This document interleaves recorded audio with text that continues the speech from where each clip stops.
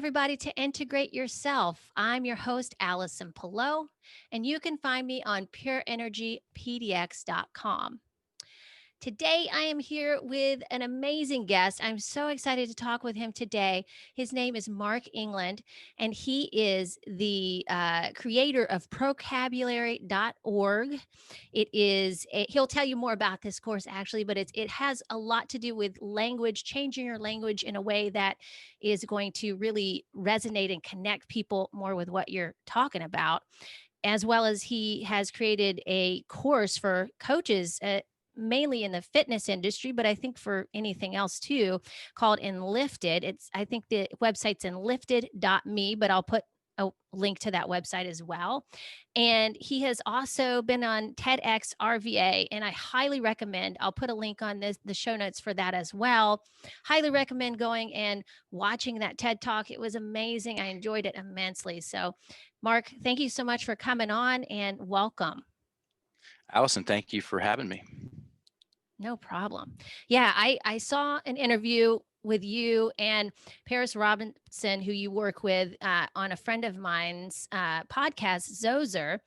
And I'll put a link for that show too on the show notes. But it was pretty incredible. You guys were talking about a lot of things that really pertain about the kind of really, I guess, they bring light to a lot of what we're going through right now with groupthink and how easily we're influenced by language. And so, and really how our identity gets kind of mixed up with other people's identities, or what they think, who they think we are, gets kind of stagnant when we don't really know how to identify parts of ourselves that are dynamic. So it's like, it was really interesting to hear you talk about this subject, because I'm really into this right now. I've been through a journey of self-expression for years now, being a gymnast in the past, an athlete who was really trained to mimic what I saw, and I was literally being judged. So it's like I was kind of trying to fit in and be what people wanted me to be for a long time. As well as it relates to language, I also changed my accent when I got in college, because I was being made fun of by some of my roommates, because I had this, I'm from Atlanta originally, so I had a Southern accent, and people ask me all the time, "Well, you don't have an accent at all," and I'm like, "I know, because years ago I trained myself out of it because I didn't want people to, laugh at me." So um, language is powerful, but really, what I want to hone into today is how we can connect with our own specific in like voice signature language. How can we really connect with that and make it our own, as well as how that is expressed in the world. So if you wouldn't mind, that's a lot, I know, but if you wouldn't mind the starting out by giving everybody a little information so they can get familiar with who you are and what you do as well. Happy to. Very happy to. So the super short story is you and I, Allison, got connected through a mutual friend. You watched Paris and I on Zoe's podcast. Your bro Zoe on Instagram. He's in my phone. He's in my phone as my bro Zoe. I went to high school with that dude. Oh yeah. And we wrestled together, and shout out to Mark Zuckerberg, because on Facebook he reached out about 2 years ago, and we reconnected. And I thought I was a tough guy in high school and in college. So like I said, I wrestled, and then I got into jiu-jitsu and kickboxing and MMA in college, and competed, and got obsessed, just straight up obsessed. It was my first love. I've had two. And I moved over to Thailand in February 2002. And the plan was to go over there for a year, polish up the skills, the kickboxing skills in the motherland, come on back, go pro. Because I'd done well in the amateur circuit, and yak. Anyway, I go over there and have my second knee surgery within a matter of months, 6 months being over there, and that whole story and identity of me as a fighter, and my addiction Mm. to fighting and being seen as a fighter and a tough guy, and the story that I would tell myself about myself as a fighter, that whole thing stopped. Yeah. And when it stopped, darkness descended. I And can relate to that. oh yeah, Actually, when you say that, that actually reminds me of when after my career ended in my early 20s for gymnastics, as that been my identity for so long. I didn't oh know yeah. who I was after that. It was a dark day. I mean, it seems weird, right? Like you're like, oh, that's no big deal. You just can't do that anymore. But when it is your identity. It's who you are, who you've been for many years, how you see yourself. That is like traumatic, really, for a lot of people, especially um, athletes when they really don't know where to go after that, right? Well, it's that and more. It's an addiction. Yeah, yeah, because you're addicted to how people see you. Is that what you're saying? Mhm. Yeah. Addicted to that. And when it comes to uh, something like an athletic career, I'll speak for myself. I was not only was I addicted to the identity of being a fighter, I was addicted to the intensity of the workouts because that's what kept the lid on everything. Yeah, yeah. I used that. I used being a fighter as as proof that I was good enough and I wasn't scared. Okay, which you take that away, the band-aid comes off, and you see you still got something there. And I really did. I thought I had processed my demons in the ring. I didn't even touch those things. They were sitting there in a lawn chair with a mai tai, just waiting. Yeah, That's and hilarious. oh yeah, Mm. and so that happens. Um, and I'm in Bangkok. I didn't laugh for an entire year. I didn't laugh. I couldn't get my face into position to laugh. I might not have. If someone says you did not authentically smile for an entire year, um, I'd believe that because I had a raging victim mentality, a victim story Oh going man. on in my head, and it took up the entirety of my mental real estate. So much so, our language has an interesting way, many interesting ways of influencing us.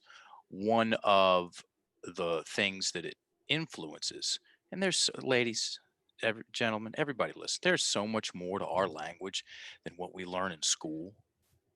That's very S- true. Spelling, grammar, and definitions. Okay, I've got a degree in education. Okay. Uh, I didn't have, and I came up in the public schools. I didn't have one course, class, or conversation on either side of that fence on how my language influences how I see myself in my mind's eye, in my imagination, or how my language influences my feelings, how I feel about myself, self-image, self-confidence. I didn't have any training, not even a conversation about how my language influences my breathing, which is why we Yeah. went on Barbell Shrugged originally in 2017, because I reached out to 5 people in the CrossFit space and said, who's got the best podcast in CrossFit? They all said Barbell Shrugged. One of them circled back and said, oh, by the way, Mike Bledsoe is aware of your work. Would you like an introduction? You're damn right I'd like an introduction. And I reached out because Mhm. uh, there is a direct, we had one thing to say, everything else is details and specific, valuable as they are. The reason is that our language influences how we breathe for better and for worse. And when it Mhm. comes to athletic performance, um, breathing's kinda important. Oh yeah. Yeah. So I'm over there all kinds of messed up in in Thailand, telling myself this story for and the words. I was with my words. I was forcing myself to see myself as doomed, Mm. cursed to a reality, and a path and an outcome. And I looked down that path, and I said, dude, I was 26. I'm like, come on, man. are you going to be a 55-year-old dude still telling this woe is me story? I'm a year in, life sucks. If I do this for a couple more decades, I've wasted so much time. It would make my head explode to know the reality of the wasted talent, because everybody's talented. Plus, you Okay. wouldn't be enjoying it, would you? Like Oh, no, it's a yeah. two-way. It's a double-edged sword, or it's bad and bad, as in the path's horrible and the destination screwed. So Right. I see that version of me, and I'm like, man, are you going to do that really? And I accurately answered, is that I could. That is a Right. possibility. Yeah. And I said anything but that. I'll take anything but that. And anything showed up shortly thereafter as a conversation I had. So I was an elementary school PE teacher for a number of years in Bangkok. Great gig, love the kids. 4 months paid vacation Oh, every year. nice. Pretty Yeah. nice. But that was And fun. Yeah. it was phenomenal. It was exactly what I needed, because I needed time. Yeah. And my vice principal came back. I needed time, and I needed a way to participate differently in my life. Now that might sound strange. It's going to sound less strange here in a little while. Uh, my vice principal came back from a place called the Spa, which was on an island in the Gulf of Thailand. It was a cleansing resort. You'd Oh, go and you'd wow. do these weird hippie detoxes, and I can say that But it because was really rustic. Was it really rustic, or was it it was on the nice? beach. It was bamboo huts, Oh, and yeah. I can take some jabs at the hippies, because I was one and I lived with them. Oh, I was right. Oh yeah, I eventually moved down there, started working there, and lived in them. It was a whole scene. Oh, wow. Anyway, I go down there, um, and pay to not eat for 7 days. It was a great gig. Yeah, and I felt a little bit better. It was a way for I could do something. I could take some action. I didn't know what to do. Yeah. Okay, and which was part of the problem. So I kept going back down there. On the third trip down, uh, I go to an emotional detoxification seminar. Oh, wow. Wait, emotional detox and vacation together? That's like Yeah, well, that's an detoxification. interesting Oh yeah. combo. Yeah. Oh, big time. I mean, Yeah. yeah. Oh, fine. I'm on vacation, but it was like it was a lot of work Oh, working yeah, on that's what I'm ourselves saying. in those Emotional ways. detox is not easy all the time, right? Oh, it's the hardest game in town in one Yeah. sense, especially when you get to projections, which we can talk about here in a second. Oh, And yeah, it's definitely. also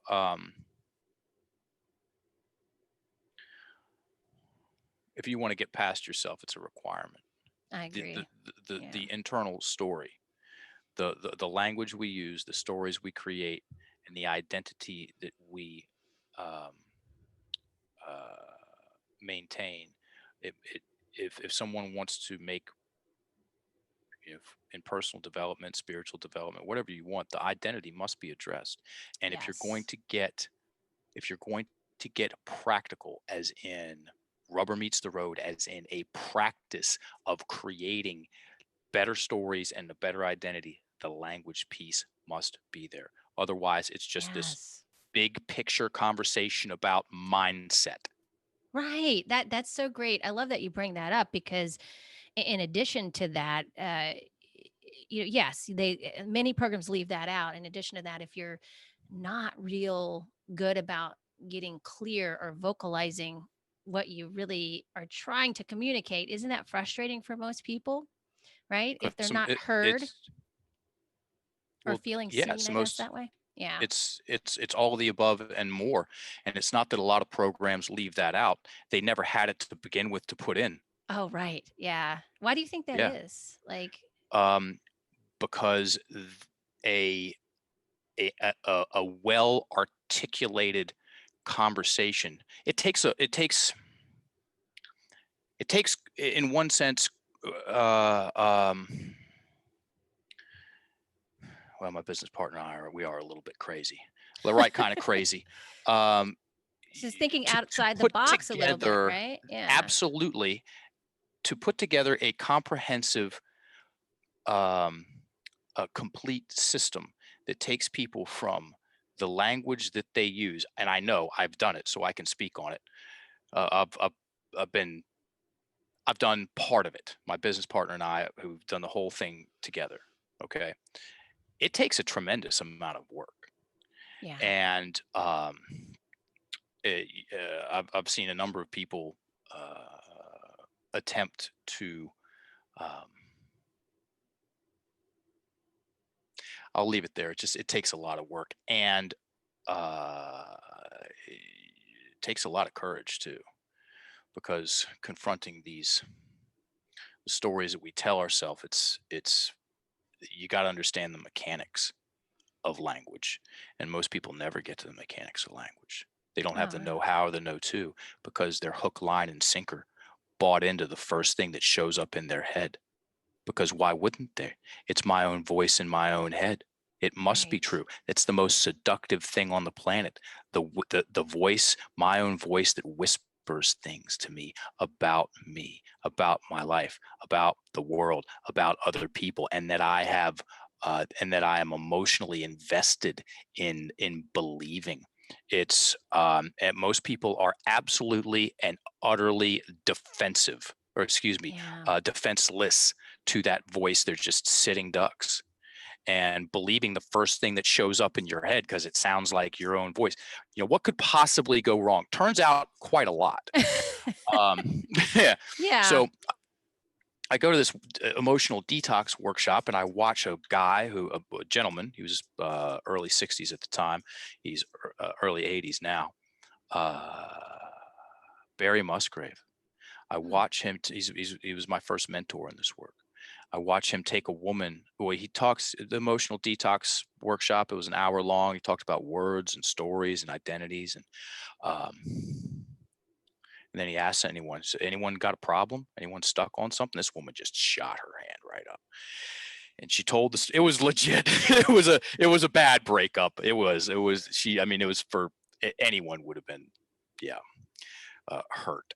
Um, So the story goes, Beach Week. You ever do a Beach Week, Hmm. Allison? Oh, Yeah, yeah. Yeah. yeah. So what Beach Week if you know, then you know. If you don't, here it is in a nutshell. You and a bunch of your friends go rent a bunch of houses down at the beach, and it is alcohol and it fueled chaos. Pretty much. And Yeah. so pretty much, so bunch of friends down in Beach Week, and her boyfriend hooks up with one of her friends in front of everybody Oh, uh, gosh. one Oh, night, and then the next night dumps her in front of everybody. oh my So it's goodness. it it's yeah, it's a real 1-2 um, insult to injury combo. And she said, I haven't gotten in a relationship in 4 years because I just can't get over this.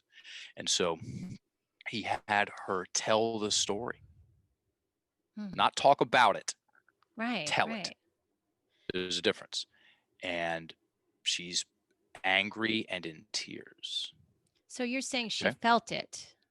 Oh my, yeah. Yeah. Oh She was yeah. feeling it instead of Time does taking. not apply to the Yeah. emotional body. People can talk Hmm. about something that happened 30 years ago and barely get it out because they're just leaking Yes. tears all over the place. Um, and that's one of the things that I mentioned earlier about understanding the mechanics of storytelling and the importance of uh, writing things down. So Hmm.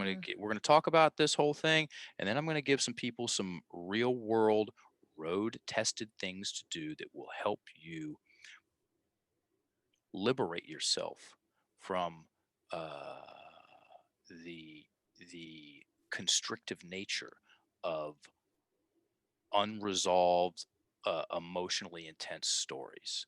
Oh, that Okay. sounds wonderful. Yeah. Yeah. Yeah, for sure. That's a big deal.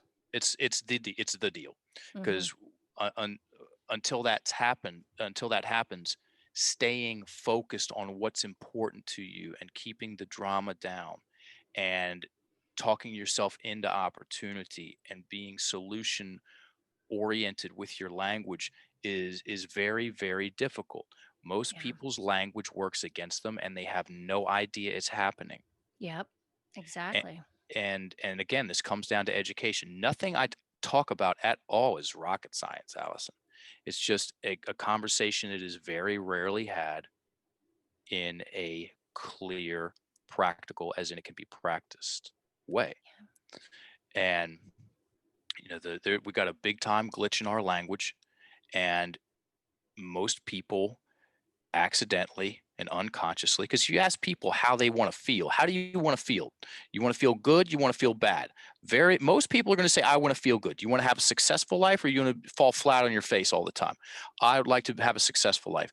Do you want to have tons of drama in your life and blame people for X, Y, and Z and burn bridges? Or would you like to be someone that people want to work with and have good relationships and laugh a lot and achieve your goal? Most people are going to just they're going to be over on the yes, Yeah, I'll take the good one, please. absolutely. Yet most people, and I know this, I mean, I was the king of this mountain for a while, and if I can change this, anybody can change this. Most people, due to a lack of understanding about the mechanics of their language. When I mean language, folks, I mean, when I refer to language, I'm talking about internal dialogue and external dialogue. Internal, what we think. External, what we say and what we write. Most people's language works against them, and they accidentally use it to create a victim mentality, create and maintain a victim mentality. I'm going to take a little bit out of the middle. Mm-hmm. And this is the verbatim definition of the victim mentality. The victim mentality is an acquired personality trait where a person tends to regard himself or herself as the victim of the negative actions of others, even in the absence of clear evidence. The victim mentality depends on a habitual thought process and attributions. Again, that's the verbatim definition. Look it up. And that second sentence it's extremely telling. The victim mentality depends, as in it has to have a habitual thought process. Mm-hmm. Habitual accurately implies duration and addiction. Back to Oh, that. right. So this woman, she kept telling herself the same story over and over and over again. Okay. Hence, she kept feeling the same thing over and over and over again. And hence, she had the same block to getting into another relationship held in place. Remember this, folks, reticular activating system. We're going to talk about that in a hot second. Because if you're into personal development, professional development, spiritual development, any development at all, it is a must know. You can go to YouTube and type in reticular activating system, and you'll get a quick little 5-minute video that's up top, and then a great TEDx talk on it, or it might be a TED talk about it. Phenomenal. So he walked her through the story. Check. Angry tears. Walks her through a second time, and he starts to tweak the language. He starts changing some of the language, and she starts changing from taking it personally to being, well, not as personal. So the second time through, she's now sad, no tears. I'm looking at this and I'm like, huh. Third time through, he major the thing that was holding the whole thing in place, as in, Mm-hmm. this is about me. Men are dogs. Why even try? Okay. Right. He changed it and made it the whole thing just switched, and it made his actions about him. And so much so, she goes, and now she's more or less emotionally neutral. She goes, huh, yeah, that guy was pretty weird. It was never going to work out anyway. And that happened in under 7 minutes. And I'm looking Oh, at that and wow. I'm like, that's not my story, but that's my story. I saw it Mm-hmm. for what it was. He addressed the mechanics, the mechanism of Yeah. storytelling. Okay, because 2 + 2 = 4, folks. He made me think we needed to get married. Okay, that's anyone that says that is going to get the same thing, which is a picture in their head or a little mental movie, and there's going to be 2 people in there. It's going to be Yeah. him, and it's going to be you. All right, and it's a victim and a villain. Mm. He's the villain. I'm the victim. He's doing something to me. Okay. And I had someone say that. They walked in. I've been coaching full time. I've been researching, coaching, and presenting somewhere between full time and overtime the entire time for 14 years. Oh, Okay. wow. Yeah. Yeah. I went pro January 14th, 2007. I actually moved back down to that same spa and Ah. worked there as a counselor for 5 years. And yeah, we've got two brands, one for the general audience. It's got an online course, and then there's another online course for the fitness industry. Yes, and then that turned into our certification program. So we have, and I'm the head coach. I do all the certifying. We've certified 122 level 1 coaches over the past 18 months. I've been on over 220 podcasts. I'm in a documentary. Gave a Oh, wow. TEDx talk. What's the name of the documentary? The You know? Cosmic Giggle. Oh. The Cosmic I Giggle. love And that title. yeah, as you would, because it's about consciousness. Real Yeah. short story on it. It's funny. And you know, some people think I'm odd. Some people have gone so far as to call me strange. And I am by far the most normal person on this documentary. Like they Oh, get that's some funny. absolute out there, wild, weirdo people that I like. I mean, yeah. Yeah. And so I gave a presentation down in, I've given over 500 professional presentations. So, you know, this is what I do. Give a presentation down in Costa Rica at a festival. And this guy comes up afterwards and he goes, that was awesome. You want to be in a documentary about consciousness? And I promise you right now, if someone gun to my head said you have to spell consciousness, I don't even know if I could spell consciousness. I get it wrong. I get it right I half the always time. have to look it up too, actually. I know, why? What is that about I that? know. I don't either. I don't know. Yeah. So, and I'm like, sure. So he rocks up with his camera and I just bark about language, okay, for an hour, and he leaves. He said, we'll be in touch. I forget about the whole thing. He sends me an email 6 months later with a trailer to the Cosmic Giggle. And it is, for some people, it's a cult classic. Got about 500,000 views, and a lot of those are just repeat. I know a number of people that have listened to it, watched it 20, 30 times. Oh, wow. Yeah, it's interesting. He actually did a follow-up. And so back to Paris Robinson. Paris Robinson's in that. It's the Oh, sequel okay. to the Cosmic Giggle. Yeah. I'll have to So check it out. yes, I'll send you the links. Okay. Yeah, so that was the first time I saw what we call in our community story work. Somebody working on their story. And I Yeah. saw the benefits of that. And I'm like, that makes sense to me. I've got can I use 4-letter words? Yeah, sure. Yeah, I got some shitty stories to clean up. We all And do, though, right? right, right. Yeah. And so I did. I started working on my story, man. I got up from, so he tried the guy at the seminar, that original seminar, he tried to pair us up. We did pair us up. And he said, okay, so now I want you to work with somebody. One of you is the practitioner, one of you is the client. And I got paired up with this woman, and she told me this story. I don't even remember what it was about. Did the best I could, and then it time came for me to talk to her. I said, I'm out of here. Not a chance. I was so guarded. Not a chance I'm talking to you about anything. But I did take action. I got up and walked straight to an internet cafe and downloaded an 80-page manual on how to do this work on yourself. Same Oh. style of story work that he was doing. And I went right, I mean, it literally just straight to the internet cafe, printed it out, straight to my bungalow, started reading it. And the rest is history. I've been in the game since. That was 2003. And yeah, fighting was my first love, and this is my second love. And what I define for me when I'm talking about loves, something that just, it holds my attention. Yeah. It holds Yeah. my attention. It did from the first time I saw it, and it still does. And after 10 years, you know, again, I've been doing this 14 years. I had 10 years under my belt as a pro. I looked around and I said, I have no more questions. Hmm. Okay. Zero as far as what I'm doing the entirety of my professional career. So I set a 50-year goal that I'm going to do this work for 50 years. I've got 36 years left. Oh, And wow. when I set that goal, I got into my calendar, which it brings up a point about writing something down. Um, you know what the difference between a dream and a goal is, Allison? What's the difference?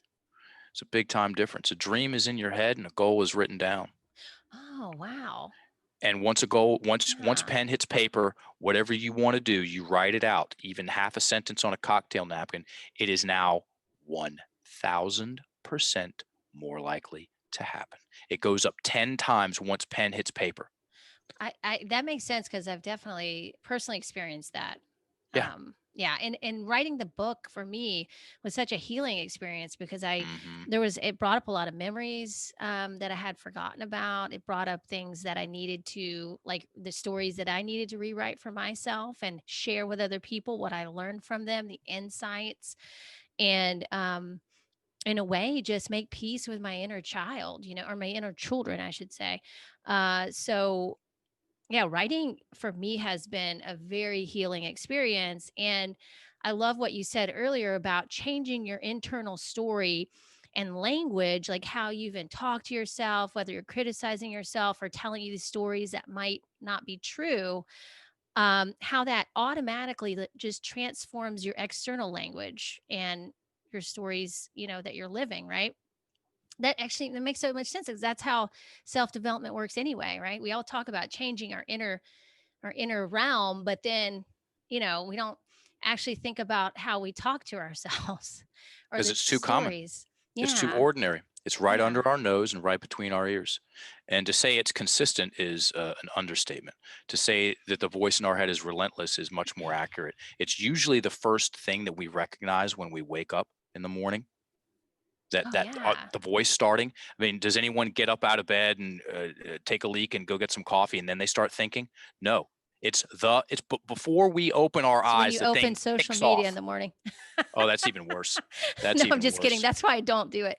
No, Yeah, but yes, you're right. It is, but right. Yes, yes. Because instantaneous. yeah, when you wake up initially, you don't remember anything initially. Like you wake up fresh, right? It's a new day, a new totally new energy. And then old thought patterns come into play, it sounds what you're saying. And that kind of gets you back on track with that kind of negative victim mentality thought process or It pattern. it gets you on a track.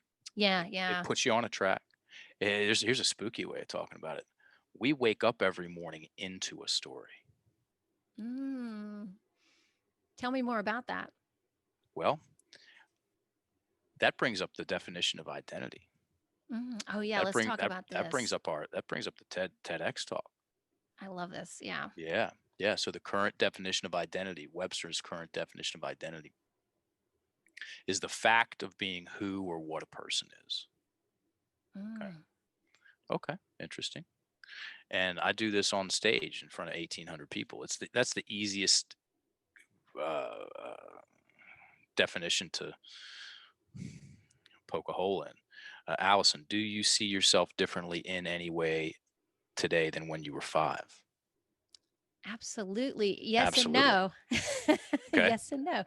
I'll share something real quick before you go on with that is Go one for it. thing one thing that occurred to me as I was writing the book is that a lot of things that we start fresh with as children before a lot of the thoughts kind of negativity and the way people perceive us come into play, and things we were really love and are passionate about when we're children are actually things that we could reconnect with to open that way of positive thinking back up later on and create that creativity, right? So you're really bringing back your innocence a little bit when you're doing that.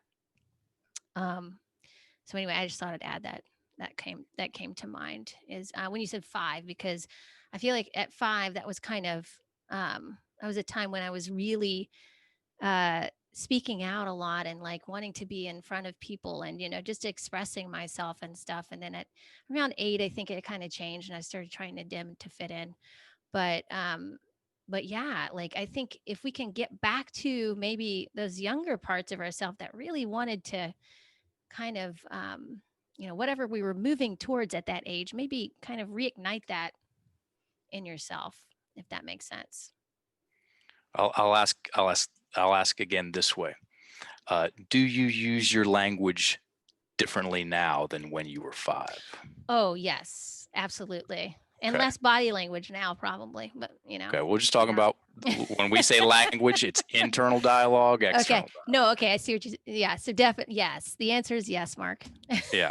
So what does that mean, folks? That means that our identity is not factual. Okay. It's an ongoing, fluid, flexible process. And we participate in our identity. And we participate in that ongoing, fluid, flexible process with our words. The ordinary, everyday language with our words. Yes, we're creating our identity as we go. And this is for me a good kind of spooky, you know. So if I'm not a fact, okay, if I'm not a noun, and this if I'm not, that's what I'm not, then and my identity is a fluid, flexible process. It's in action. It's in motion. Okay, it changes. Then I'm a verb. I like that. Yeah. Yeah. So am I Mark England, or am I the ability to create Mark England? Mm. Yeah, the ability to create Mark England sounds a lot more fun, and like there's way more potential within that, right? It's a million trillion times more fun. Yeah. It means that I am part of the whole as opposed to separate. Yeah. And if we really get down to brass tacks, I know you mentioned some of your listeners are into spirituality. Existential disconnection is, Mm. you know how that shows up How? with a lot of other things that people would like to have a lot less of in their life, as restricted breathing. Oh, So, like not being in the body, well, basically, just the or breath's trapped in the chest. oh, right. Yeah. So, guess what? Creating a victim mentality, and listen, it's different than saying being a victim. Okay, Oh, being a right. victim is a static. That is a static spell, as opposed, and I'm not participating in that. I just am that. Yeah. Okay, as opposed to creating a victim-centric story. Now that places me Mm. in a participatory role, which Yeah. we all are. Newsflash. Um, uh, yeah, seriously. Eh, I almost think if you just think of yourself as an actor sometimes, like you're just yeah. playing that role, right? Well, yes. Because we And are doing. when someone is has tricked themselves into thinking that they are a victim of circumstance, then they place them on the sideline of their own story. Mm. They make them a supporting actor. No, you're the centerpiece of your own story. Okay, Yes. and you Yes. can be the victim or you can be the hero. And those two characters, which are options for you because your identity is not static, factual, it's not set in stone. Those two potentials have very different language patterns. Okay. Yes. Yes. And feeling like a victim, creating a victim story for yourself is a very stressful place to live. And when someone goes into a stress response, also known as a sympathetic nervous system response, the breathing gets trapped in the chest, Mm. known as shallow breathing or labored breathing or coastal breathing. And when someone's breath gets trapped in their chest, their ability to listen goes way down. It's called amygdala hijack. They get tunnel vision. They get fixated on a thing. They lose their periphery. Okay. And they have a very short fuse and very low emotional immunity to their surroundings. And that can be seen when you're walking along a path out in the woods and someone won't stop yelling. That woman was Yes. frozen. She was frozen and explosive, and Hmm. she was blaming you for the situation, the internal situation that she was creating for herself. And she was defenseless to that story. I guarantee you that Yes. that woman so massively upregulated herself, she was probably um, redlining emotionally, and the breath was way trapped in the chest, and she was all tight and she's all puckered up and tense for her Yeah, for a definitely. couple of hours. Technically, statistically, it's 2 to 4 hours. Once people go into that hyper upregulated state, they stay there for 2 to 4 hours. And if she enjoyed being the victim, which some people do, Right. then she will continue to tell that story, paint you as the villain, and use that for social credit. We are playing with fire, folks, when it comes down to uh, facilitating learned helplessness. Yeah, oh my gosh. Yeah, that's a great thing to bring up. I talk about learned helplessness a lot, and I've actually experienced that myself. And when I've been injured before, like I had a Yeah, me really too. bad back injury, and you feel like you get into a place that you feel like you can't get out of. It's like Yeah, a deep dark hole. And it wasn't until I just hired somebody to help me, get stronger, because I couldn't do it myself at that time, because I'm a trainer, but sometimes you got to hire somebody to help the trainer. of course. And so yeah, it helped me build trust back in myself again, which helped get me out of this learned helplessness state that I didn't even know I was in. Really, I just thought, oh my, It's a spell. yeah, it is, It's a yeah, spell. I mean it by, again, definition. The definition of a spell is a word or a combination of words of great influence. And I'll yeah, never get out of this is a combination of words that greatly influences you, that sends you into a sympathetic nervous system response, that traps the breath, that fixates you on the problem, and now you got a real problem. You got an external problem, you got a physical problem, you got a metaphysical problem. yeah. Okay. That's And so the interesting that you bring that up, because we don't Yeah, think of spells. We think of spells as being so mystical and magical, they're and happening all the they're time. all the time. Exactly. Yeah. And behind the scene we specialize in breaking spells, because guess what, we know the words. You got a pen? Yeah. Cool. Write this sentence down. Okay. Ready? How will I ever get over this? Ladies and gentlemen, if you have access to a pen, okay, go ahead and write this down. Create an experience for yourself. Once someone creates an experience for themselves about their words, about this part of the conversation, real hard going back. And why would you? Why would you want to? Right. Um, so read that sentence out loud. Okay. How will I ever get over this? Perfect. And we check in with two things. What kind of mental imagery do you make, Allison? Um, just like a look of despair comes to mind. Okay. Yeah, All for right me. answers. And then the feeling that comes along with that. The feeling is depression, kind Okay. of feeling a lot of pressure, I guess. Yeah. Yep. Where do you feel that pressure, that depressive pressure All in in your? my head. It's all Yeah. in your head. Okay. Mm-hmm. Cool. All right. Now take your magic wand, also known as your pen, and scratch out the word ever. Okay. Okay. We're officially playing the one word game, folks. Now read it. How will I get over this? What happens when you take out that one word? There seems like there's more possibility. I feel more uplifted and encouraged to try something. Interesting. So does the mental imagery change? Yeah, it just feels like I just feel bright. I feel like there's a brightness that comes out of that. Okay. Okay. And she's describing the feeling too. A feeling of brightness and lightness. Let me guess. Let me guess. So technically, folks, yes, the first statement is a question. How will I ever get over this? People don't say it like, people don't use it like that. It's a statement of I'm screwed. How will Mhm. I ever get over this? Okay. The second sentence, and they're both presuppositions, as in they presuppose something. The second one, how will I get over this? The drama goes down, the volume on the drama goes down, and it presupposes that I can get over it. So guess what my reticular activating system does? It starts looking for the solution, start Right. looking for the exit. Okay. Right. And guess what? We're doing this all day long. Once upon a time in 2018, I'm walking out the front door in Richmond, Virginia to go give a presentation.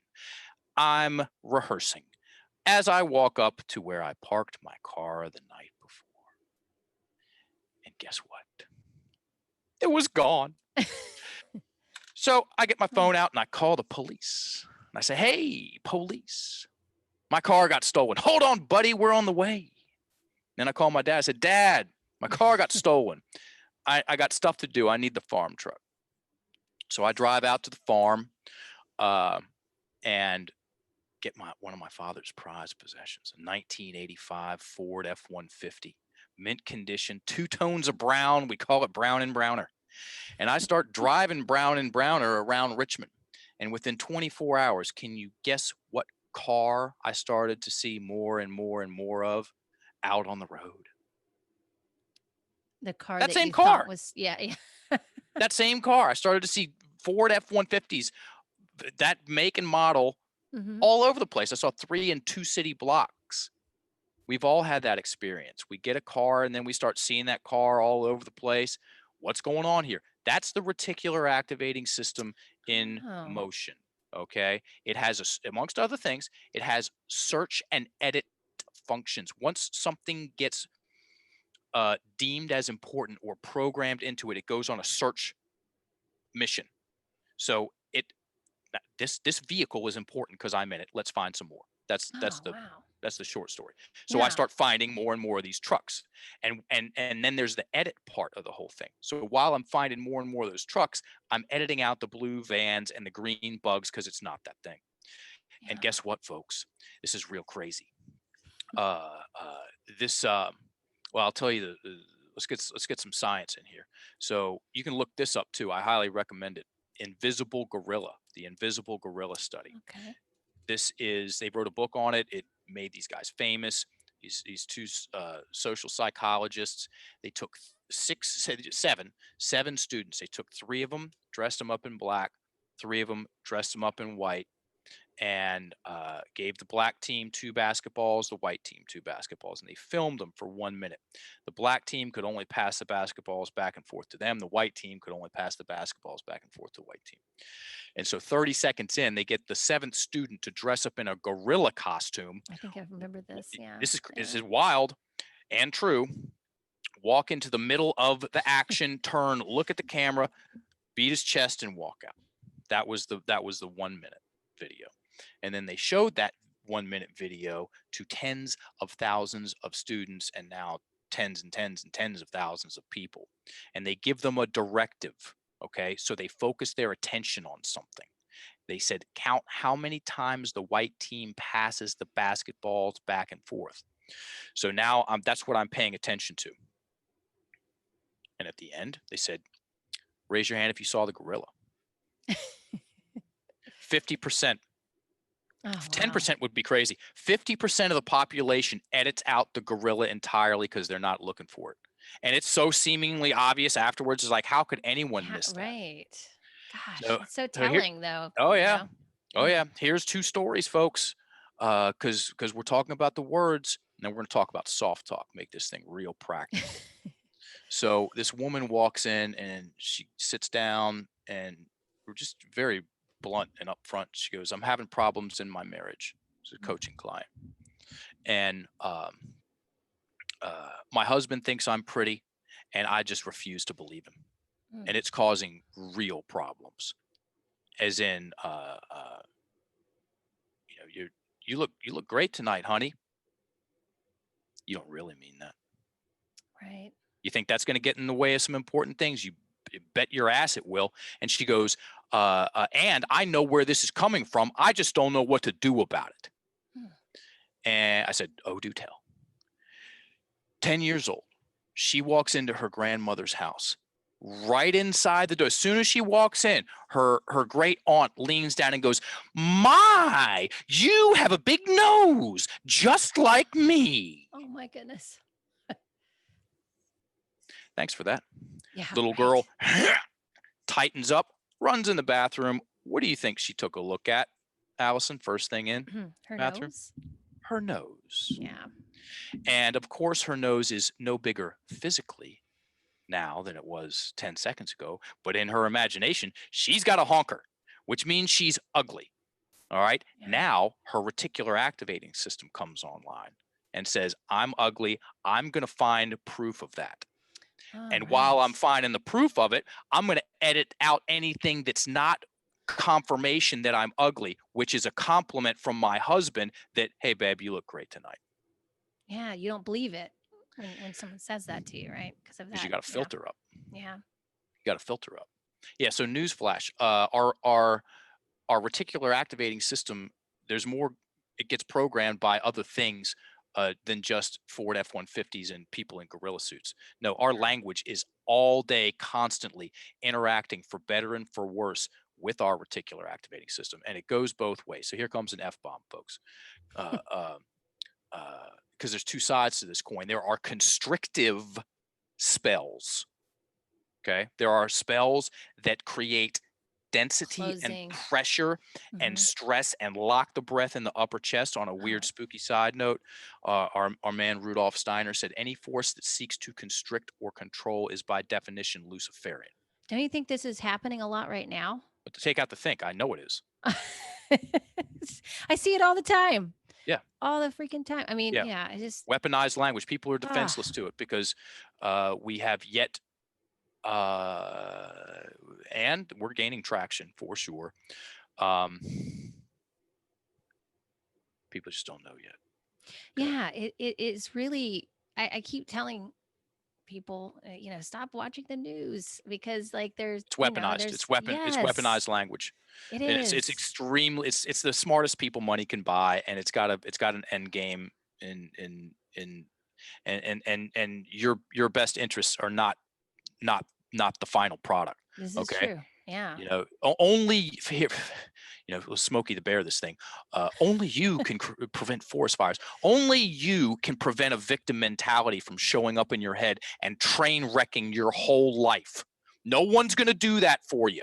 Right. No one's schlepping identity politics or there's no one's coming. No one's coming to save you from your own victimhood. No, because they can't. Yeah. It's impossible. It's an inside job, and that is the best of news, and it's the worst of news. It is. Yeah, sweet. I'm creating my own reality. Oh my God, I'm creating my own reality. As in the story you tell yourself, like who believes the thoughts in your head? Who says the words that come out of your mouth? Somebody else. That's a great point. Yeah. I mean, it's so simple. It's ridiculous. And taking the reins of that horse, putting yourself in the driver's seat, that's as freeing of an experience as you're going to have as a human being. Talk about taking your power back. Don't worry about taking your power back. Learn about what words are forcing you to see yourself as a victim. Now, there's a different way of having a conversation. Okay? Yeah. And I think like you say, we're not taught the power of words and what the kind of influence they can have and what kind of spells they can put. And like you said, we're really doing that to ourselves. If we're saying, if we have this inner dialogue based on what we grew up with, if we're not changing these stories and healing those parts of ourselves, then we're going to continue doing the same thing over and over again. It's never get addicted to change. Yeah. And then we gift that same style of storytelling to our children and watch the whole thing play out again. There is a saying, history doesn't repeat itself, but it does rhyme. Yeah. Okay. What do you think, gosh, how do I ask this question? Like considering the current state of affairs in the world, like, do you think that we're getting worse with our language or better, or where do you think we're at with that right now? Yeah. Both.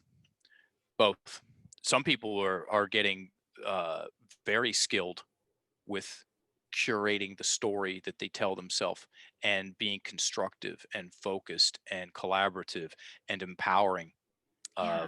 from the words to the stories to the identity. This is the world I live in, so I see this all the time. And then and I also see um, a lot of people going down in flames. Okay, Yeah. Right. because guess what? Like I said, you got that. You got a big nose. That that constrictive spell, and Yeah. then there's also expansive spells. So I gave a presentation. This guy's setting up a booth next to me. He heard the whole thing. Comes over afterwards. He said, "Man, that was great. You want to hear a cool story?" Who says no to that, by the way?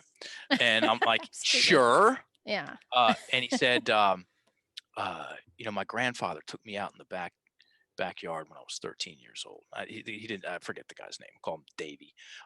His grandfather said, 'Little Davy, life's wild. There's going to be ups. There's going to be downs. Zigs and zags and twists and turns. You're going to get some things wrong and you're going to get some things right. Just always remember to err on the side of being a badass motherfucker.'" And he said, my whole life changed in an instant. He Oh, said, it wow. was like I took a big breath in. He said, my energy grew. I looked up. I saw myself as taking action in my life and going after things. He goes, I've made so many mistakes, but you know what? I like Yeah. being me and I go after what I want, and things work out. See, most people use their language accidentally to talk themselves out of opportunity. That's so true. Oh my And gosh. they I've don't done even know that what's so happening. many times. Oh yeah, join the club. Yeah. Yeah. It's so common. And so, having the conversation that we're having right now, Allison, is fantastic. And to make it even more fantastic, it's important to incorporate a piece where people can practice this stuff, as in make it practical. So you've got your pen, ladies and gentlemen. We're now going to play another language game known as soft goals. Okay, so for the new year, Allison, pick a goal, any goal, personal or professional, and write it down. Could be Okay. anything about anything. Actually, we'll make the point doubly effective. Write down 2 goals. Folks, write down 2 goals for 2021. I want to run a marathon. I want to start my own business. I want to lose 15 pounds. Okay.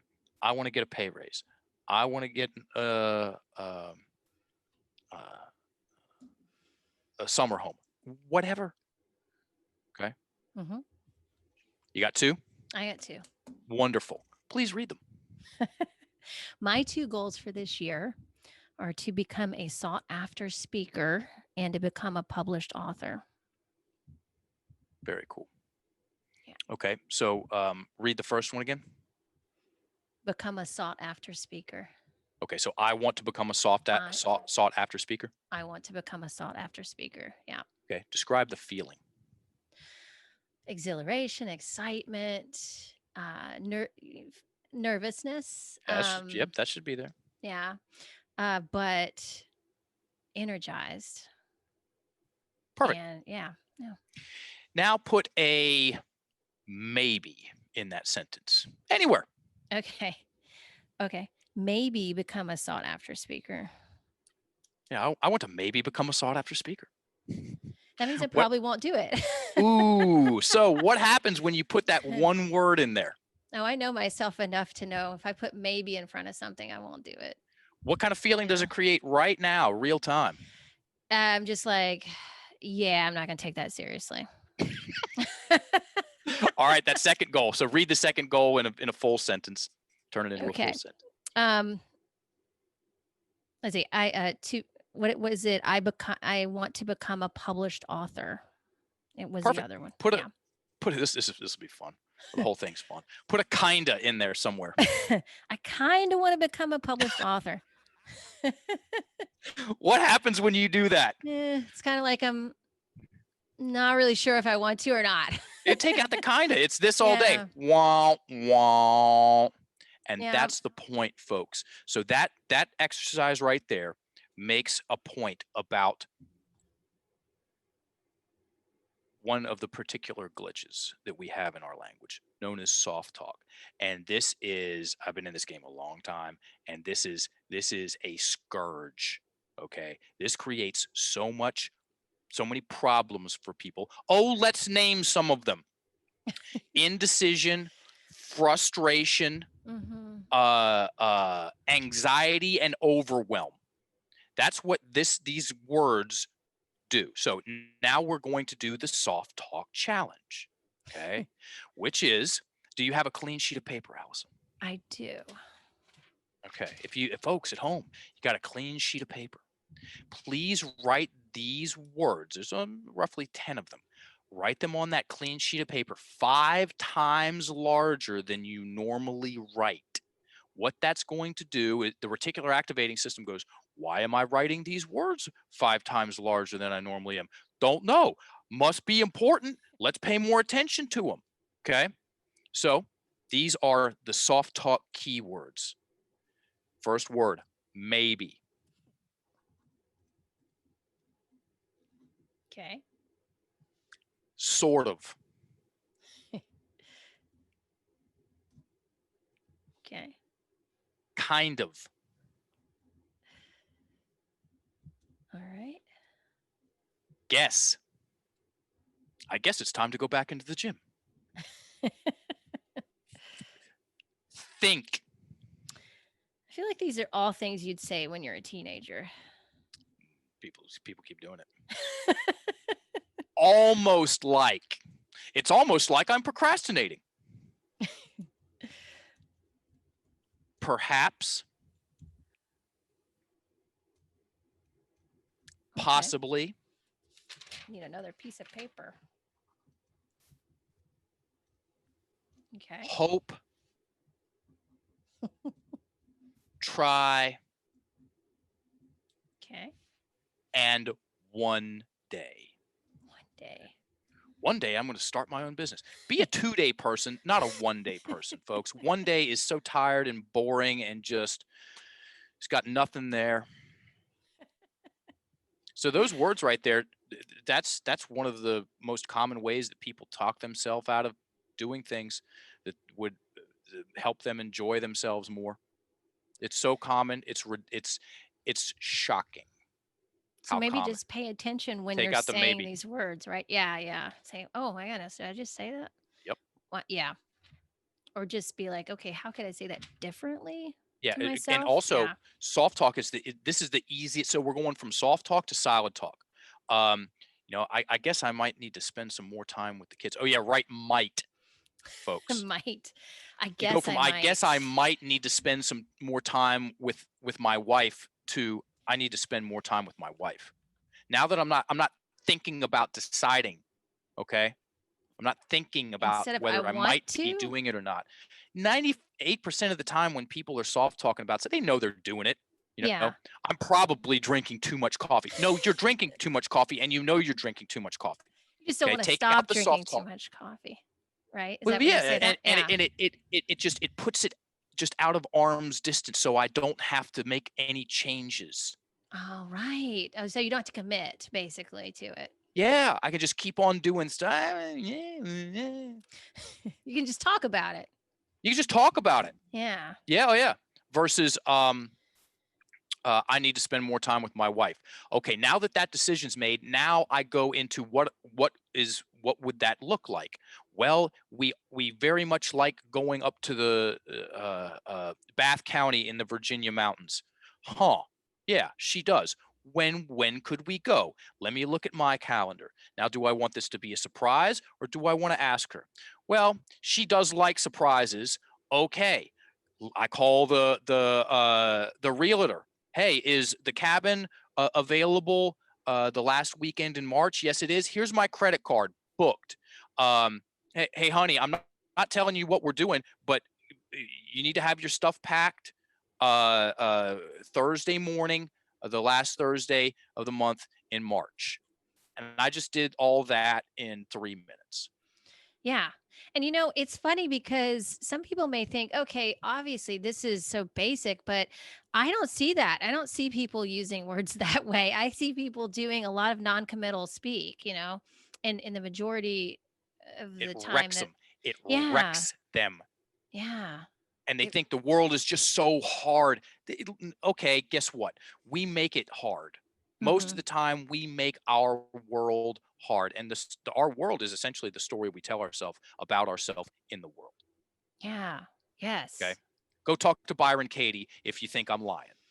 I love her work. Yeah. She's the Oh my best. gosh. She's the grandmother. I had the Mm-hmm. opportunity to do 5 days with her Oh, up in but that was Vermont amazing. in Kripalu in 2012. Yeah, I love her book, A Thousand Names for Joy. That's as high level as it gets of non-duality, in my opinion. Oh yeah. Yeah. It's better than the Tao Te Ching, which is her interpretation of the Tao Te Ching. And she goes past it. It's Yeah. crazy Yeah. It's without even incredible. trying. Yeah, she's a natural at that for sure. Yeah, she's She's been through something some else. experiences too that I when I was reading that book, I was like, oh my God. And you're still and you came out like this, like you that and when Paris shared his story too, I was just like, oh my God, what a thing to go through and to have It's such incredible. an optimistic attitude about life. I'm just like not many people have this experience. And that says a lot about our stories, and how powerful they are. It's the most powerful force in anyone's life. Yeah. Can I prove that? No. Am I? Would I wager on that? Yes. Okay. It's absolutely one of the most consistent forces in your life. The story you're whispering to yourself about yourself, that's not consistent. That's not powerful. Right. Okay. Yeah. It is the most consistent thing because after all, you are your practice. Oh, you just nailed it. Yeah. Yeah. Yeah. Our identities are practices. Yes. And yeah, I think with the identity politics and all of this about pushing people away from uh in my opinion, really getting clear on our individual selves first. Like, there's no shame in that. I think there's a difference between that and narcissism or somebody who's a selfish person. I almost feel like selfish people, so to speak, or narcissistic people there could be a mental illness there, but there could also be just a lack of self worth within that. So, to me, when you're actually building your identity and you are kind of di- discerning yourself or from other people and celebrating your uniqueness, I think that is you have to have a certain level of self-worth there, right? And if you can't prioritize yourself, show yourself a lot of interest and love, and really unconditionally learn how to unconditionally love yourself, then it's really going to be hard to do that with other people because you're seeing yourself in everybody. So, how are you going to do that for someone else if you can't do it for yourself first, right? And then you add in breathing mechanics to that, and the Yeah, which conversation I gets probably even. didn't breathe the entire time I was saying Oh, that, but you ever been out on a date with someone and they're all tense and tight, like yes, rigid? it's Guess been where a they're long time. breathing? Guess where they're Yeah, breathing? They're breathing in their upper chest. Okay, is yeah, that a fun date? Do you enjoy sitting on a couch with them watching a movie? No, we pick up on that vibe. yes, Okay, versus going out on a date with someone who's relaxed and there yeah, and yes, listening to you. Okay, they're present. You're having a dialogue, not a monologue. Guess where they're breathing? They're breathing down into their abdomen. Okay, yes, folks, if your breath is trapped in your chest, which most people is due to the way they're using their language, uh, get yourself out of any groupthink politic group identity politics. Work on your own breathing. that's a Get your great breathing down, point. because guess what? You're in a stressed state and you're going to be very easy to manipulate. You're going to have a hair trigger for an emotional response, and you're going to feel uncomfortable in your own skin.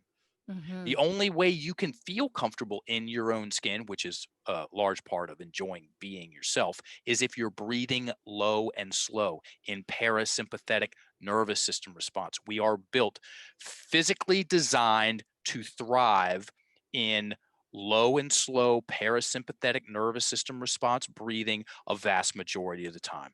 As in, upregulate, get the job done, get out, fight off the thing, catch the thing, and then come back down. Right. Okay. Supposed to And shake most it people are just off. walking around just all jacked up and stressed and Yeah. getting domesticated. You want to get domesticated? Keep breathing in your chest. Yeah, because you're holding all those emotions in your body, the things Hmm. that you haven't expressed, even Hmm. if you're, and again, like anger needs to be expressed in the moment. You can't hold that in all the time, like anything. And um, yeah, you said something about trying to remember what you said about breathing. I was going to bring up. Oh yeah, um, the other thing is like if we're not breathing, if up here, we're also talking, we're thinking what we're going to say next instead of really coming from the heart, right? And connecting your thoughts um with your heart and having a heart-centered conversation with someone where you have respect for them. And what's interesting, I'll say, because I don't know how much time you have, but are you okay on time? By I'm the way, good. Mark, you good? Okay. Yep. Um, Going back to our conversation about what happened to me on the trail, I haven't shared the whole story with everybody, but um, this woman did, kind of, she started yelling at me for being on the trail without a mask. And Take out the kind of. She so, was yelling. I saw it. oh, she was yelling at me. Yeah, okay, I should say that. Um, so yeah, because I just want to have some compassion for her because looked like she was struggling. Although I'm not going to not defend myself if someone attacks me, right? So, but I guess what I was trying to say is that she went into a sympathetic mode, and like you said, with the science behind that, I saw that like she just went into, and there was no like talking to her about anything. But what happened, I think, was there was a big group of people and we were trying to get by these people. My husband was up ahead of me. I was in the middle. I got kind of stuck in the middle of these people, this group. And the woman up front started yelling at my husband. And I was just trying to diffuse the situation so we could kind of get by. And I was like, hey, let's just agree to disagree. How about that? And this lady right in front of me just turned around and like kind of like reminded me of Exorcist and just started going off on me. And I was like, what is happening right now? And so apparently, I mean, I guess that triggered her and sent her into that like that mode of fight or flight, like she had to prove and defend. So um How fast yeah, was she talking? very fast. And she was getting kind of sweaty and she kind of got up in my face. And I mean, Take out the kind of. it's so funny because yeah, I can't say that a lot, but I just need to start thinking about We'll that. fix that. Yeah. Okay. So, so anyway, she was upset for me about not wearing a mask on the trail. I'll try to keep my distance from people and be respectful. And I'm not going to just, flaunt like, oh, hey, judge people for doing what they need to do. I'm fine with that. But I also base my life off of hard evidence and science. And, I know what it takes. I know about the immune system. I know that I have enough knowledge and experience to make an informed decision about that. So that's how I live my life. And again, like I said, I'm respectful for everyone's space and all of that and make sure I distance myself. But she was so upset with me She was so because upset with herself. she was upset. That exactly. That's what I saw That that too. that was Yeah. the that was Well, the main crux of the issue. Pardon me for interrupting. oh, that's And that okay. was a great way to highlight um, uh, what I bet everything is going on. That woman, most people that are enjoying their lives and being themselves and doing what they want to do and having great relationships and they're healthy and they've done enough work where the most of the things are working for them most of the time. Yeah, right. Um, uh, Not so quick to explode. People that just everything's going wrong, or a lot is going wrong a lot of the time. Um, you know, hair trigger, and we got Yeah. language. We got language to describe talking to people like that. It's like talking to a brick wall. It is, and it's really hard. I found it really challenging to say anything that was gonna It was be impossible. You had no chance. There was yeah, nothing that could have been said. Zero. Because guess exactly. what? She had gone red. She had gone into amygdala hijack. She'd gone into that stress response. She got the tunnel vision. Her ability to listen went way down, and it would have been impossible to. So that brings up the second thing that I recommend when I go on podcasts. Somebody asks me, what do I do? We do the soft talk exercise. Mhm. Do the soft goals, create the experience, write down the soft talk keywords. And then the last part about that, folks, is to tape that piece of paper with those soft talk keywords up somewhere for 1 week. And if you want to make me extra special happy, tag me on Instagram. I love that. Take a picture of it, write a paragraph about what you're doing and tag me, Mark England 2020. So that's Okay.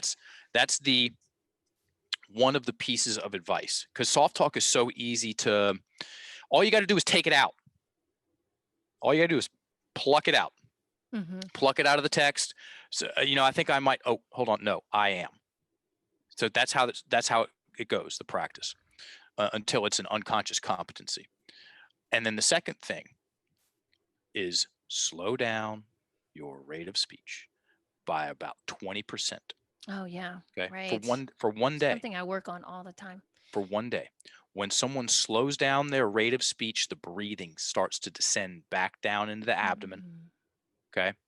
And we gift ourselves more mental real estate to pay attention to the words we're using and how the words we're using are influencing us for better and for worse. Mm. Okay. You'll actually, if you're breathing well, you're feeling well. Okay. Not Yes, like right. like I'm not feeling so well today. No, I mean sensing. When you're breathing Yes. well, you sense things. When you're Mm. breathing not well, your sensitization has gone way down. You lose that faculty Yeah. amongst many other Huh. faculties. We're not meant to reason when we go into stress response. We're meant to take action and survive. Mhm. Mhm. Yeah, it's a great way to look at it. I love that. I really do. Yeah, that's and yeah, so that situation was interesting because she took her mask down and got right in my face and started yelling at me. For you not wearing a For mask. me not I was like, "Whoa, this is okay." So obviously this is emotional. So or, there's no logic left here in this situation. But yeah, I love that because that's something people can really simply become aware of and then you can train your body to breathe properly, to talk slower, so that you can process your information. You can come from the heart. You can listen to people and their perspectives and take it into consideration, even though you might not agree with them. Very well said. Yeah. Thank you. Well, Mark, it's been a pleasure and an honor speaking with you today. I think we covered Likewise. just about everything. We This was covered some really turf. awesome. It's good. Yeah, we did. This was amazing. I highly recommend everybody that's listening today to go check Mark's programs out on procabulary.org. Check out his TEDx RVA. Leave a link for that and go to enlifted.me if you are a coach and you're interested in really in kind of I guess 20xing your game. broadening your yeah, I was trying to think of the right word for that, but yeah, that's perfect. Getting your coaching game up there. Um, but yeah, this was an honor. I hope that maybe we can have you on Yes. again soon. Yeah. Okay. And please stay in touch. It was so great to connect with you, Mark. Thanks again. Likewise. Yeah.